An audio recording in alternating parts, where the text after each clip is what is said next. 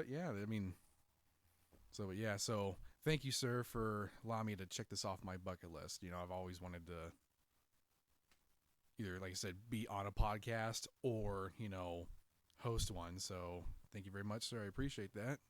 I mean, it was a good opportunity because within like the first like 2 months of knowing you, I was like, okay, this dude's funny. This bodes well. Well, it's like, shoot, the first day we met, we were on a line and we just started talking. And like, there was like, it's like, oh, hi, shoot, we can use our names. I go by Spud, but my name's Rich. And he's like, oh, hey, I'm Jarrett, and we started talking from right from the jump. Do you like dinosaurs? Did I really say that? Yes, you did. Oh my God. What am I, 4? Hey, you like dinosaurs? I like dinosaurs a lot. No, but I mean, like, I could have been like that. Was I? That was like 2 hours of our first conversation was just talking about dinosaurs. Oh, I wonder how we got on the subject, to be honest. I don't remember either. But I know at one point the words, do you like dinosaurs, came out of your mouth. I think I was talking to, what's her name on the line, and we were just kind of talking about, like, because, like, she has a kid, too.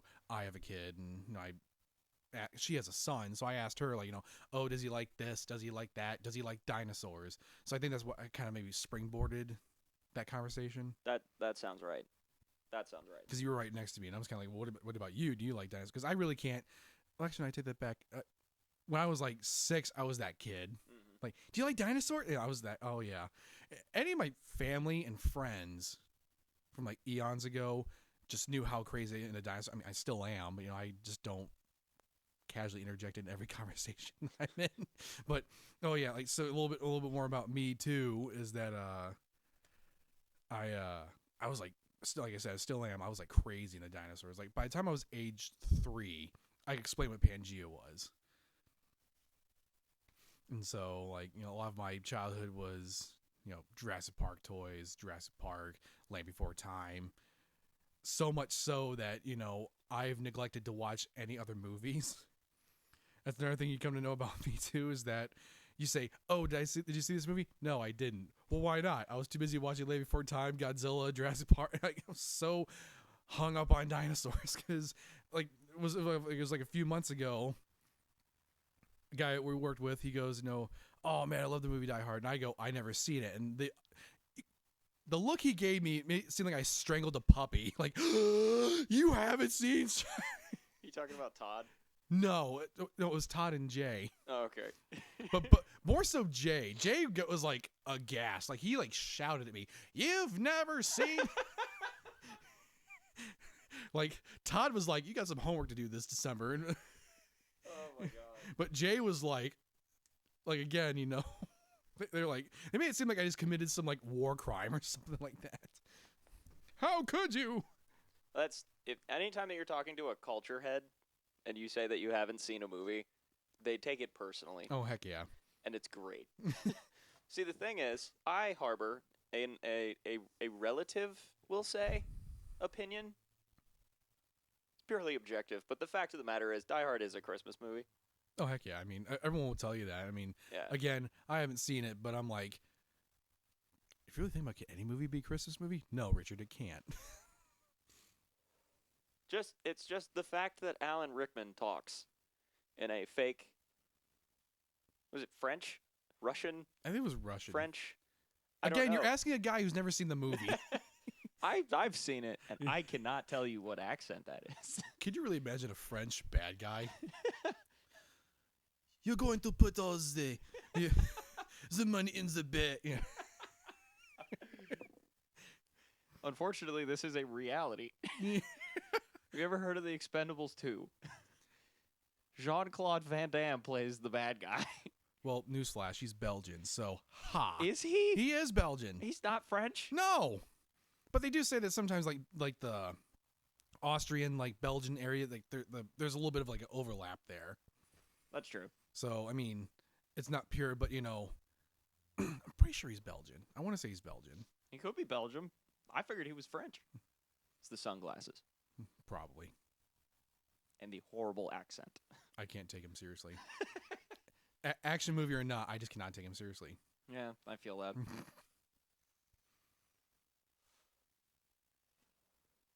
So I'm gonna pull it straight out of the gate Okay. immediately, and say like because episode 1, and just to introduce the girth of humor, the froth, if you will, of Girth. humor.